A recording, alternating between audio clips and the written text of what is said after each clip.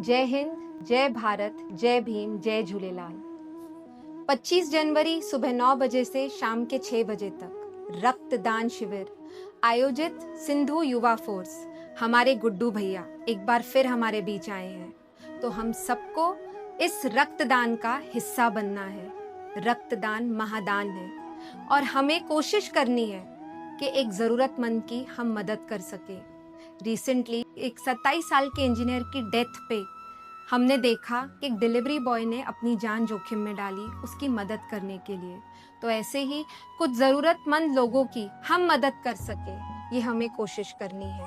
तत्वम असे, हमारे में ही ब्रह्मा है, हमारे अंदर ब्रह्मा है, तो उस ब्रह्मा को हमें जगाना है और 25 जनवरी हमें रक्तदान शिविर के लिए जरूर जाना है।